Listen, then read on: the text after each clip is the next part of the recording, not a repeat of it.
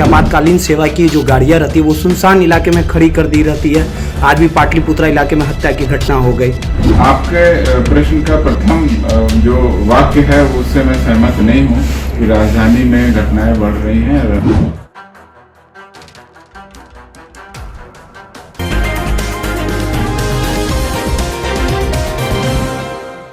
Sir, एक सवाल है, राजधानी में अपराध का ग्राफ बढ़ते जा रहा है। आपातकालीन सेवा हो या पुलिस की गश्ती हो, आप क्या मानते हैं कि वो फेलियर है क्या? क्योंकि आपातकालीन सेवा की जो गाड़ियां रहती है वो सुनसान इलाके में खड़ी कर दी रहती है। आज भी पाटलिपुत्रा इलाके में हत्या की घटना हो गई। आपके प्रश्न का प्रथम जो वाक्य है उससे मैं सहमत नहीं हूँ कि राजधानी में घटनाएं बढ़ रही हैं। घटनाएं पूर्णतः नियंत्रण में हैं, कहीं कोई घटना नहीं बढ़ रही है। जो आंकड़े हैं मैंने विस्तृत रूप से आपको बता दिए। और दूसरी बात, आपने कहा कि डायल 112 बहुत ही सक्सेसफुल एक्सपेरिमेंट है।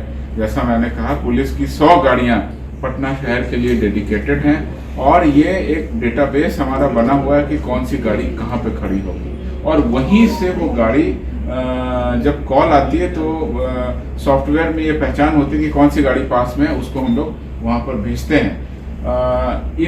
अभी 2 महीने डायल 112 प्रोजेक्ट के कंप्लीट हुए हैं। इस 2 महीनों में किस तरह की कॉल कहाँ से आई, किस तरह की गाड़ियों पर ज़्यादा प्रेशर पड़ा, किस तरह की गाड़ियों पर कम कॉल आई है, उसके हिसाब से अगर रीलोकेट करने की आवश्यकता होगी तो हम लोग इस पर विचार करेंगे।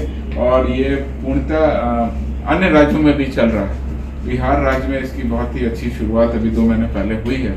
कुल इस पूरे राज्य में 400 गाड़ियां इसके लिए उपलब्ध कराई थी। पुलिस को बहुत संसाधन मिले और ये इक्विप्ड गाड़ियां हैं। इसमें पुलिस पदाधिकारी, पुलिस कर्मी, ड्राइवर 24 सामने बिहार पुलिस मुख्यालय की ओर से आज कुछ महत्वपूर्ण बिंदुओं पर अपनी बात रखना चाहूँगा। ये बिहार पुलिस और अभियोजन सभी की मिलीजुली उपलब्धि है। बिहार राज्य में कानून का राज स्थापित करने, पीड़ितों को न्याय दिलाने, अपराधियों को उनके कुकृत्यों की सजा दिलाने की नीति के क्रम में और अपराध की घटनाओं की रोकथाम और आपराधिक गतिविधियों पर अंकुश लगाए जाने के क्रम में त्वरित विचारण के तहत जो हमारे उपलब्धियां हुई हैं, जो अपराध कर्मियों को दोष सिद्धि कराई गई है, उसका ब्यौरा मैं सामने रखना चाहता हूँ। 2020 में कुल मिलाकर के 1557 नहीं बल्कि 3557 अपराध कर्मियों को सजा दिलाई गई। 3557 और उसमें फांसी के 3, आजीवन कारावास के 405, 10 वर्ष से उससे अधिक के 215 अपराध कर्मी शामिल थे। अन्य अपराध कर्मियों को 10 साल से कम की सजा दी गई। 2021 में कुल अभियुक्तों को सजा दिलाई गई वो संख्या थोड़ी सी घटी और 2631 अपराध कर्मियों को सजा दिलाई गई। इसमें फांसी की ज्यादा सजा हुई। फांसी की 27 अपराध कर्मियों को सजा सुनाई गई। 705 को आजीवन कारावास और 332 को 10 साल या उससे अधिक की सजा सुनाई गई। बाकी अपराध कर्मियों को 10 साल या उससे कम की सजा सुनाई गई। इस वर्ष जुलाई तक ये जो आंकड़ा है ये बहुत अच्छा और बहुत उत्साहवर्धक रहा है। ये पुलिस और अभियोजन दोनों की जो टीम काम कर रही है उसके तहत हुआ है। अभी तक जहां पिछले साल केवल 2631 पूरे साल में अपराध कर्मियों को सजा हुई थी, इस साल जुलाई तक 3083 अभियुक्तों को अभी सजा हो चुकी है। और अगर यही रफ्तार रही तो 5000 से ऊपर अपराध कर्मियों को हम लोग सजा दिलाएंगे।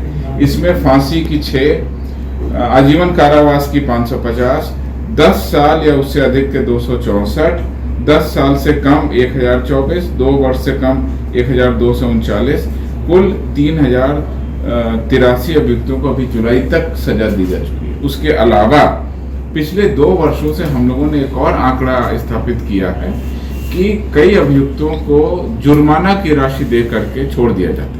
उसको भी हम लोगों ने कन्विक्शन मांगा है, क्योंकि माना है चूंकि वो कोर्ट के द्वारा एक तरह की सजा है, उसमें जेल नहीं भेज करके जुर्माना की राशि वसूली जाती है।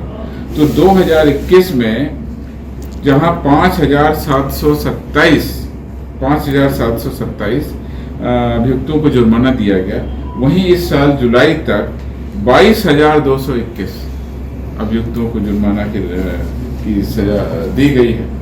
और इसमें जब हमने अलग अलग आंकड़ा देखा तो मैं आपको बता दूं, ये सारे आंकड़े मैं आपको उपलब्ध कराऊंगा। 2020 में हत्या में 357 अभियुक्तों को सजा सुनाई गई। 2021 में ये बढ़कर 687 हो गई और 2022 में जुलाई तक अभी 528 लोगों को ऑलरेडी सजा सुनाई जा चुकी है। उसी प्रश्न का प्रथम जो वाक्य है वो उससे मैं सहमत नहीं हूँ कि राजधानी में घटनाएं बढ़ रही हैं, घटनाएं पूर्णतः नियंत्रण में हैं, कहीं कोई घटना नहीं बढ़ रही है। जो आंकड़े हैं मैंने विस्तृत रूप से आपको बता दिए। और दूसरी बात आपने कहा कि डायल 112 बहुत ही सक्सेसफुल एक्सपेरिमेंट है। जैसा मैंने कहा, पुलिस की 100 गाड़ियां पटना शहर के लिए डेडिकेटेड हैं और ये एक डेटाबेस हमारा बना हुआ है कि कौन सी गाड़ी कहाँ पे खड़ी होगी और वहीं से वो गाड़ी जब कॉल आती है तो सॉफ्टवेयर में ये पहचान होती है कि कौन सी गाड़ी पास में है, उसको हम लोग वहाँ पर भेजते हैं। अभी 2 महीने डायल 112 प्रोजेक्ट के कंप्लीट हुए हैं। इस 2 महीनों में किस तरह की कॉल कहाँ से आई, किस तरह की गाड़ियों पर ज़्यादा प्रेशर पड़ा, किस तरह की गाड़ियों पर कम कॉल आई है, उसके हिसाब से अगर रीलोकेट करने की आवश्यकता होगी तो हम लोग इस पर विचार करेंगे। और ये पूर्णतः अन्य राज्यों में भी चल रहा है। बिहार राज्य में इसकी बहुत ही अच्छी शुरुआत अभी 2 महीने पहले हुई है।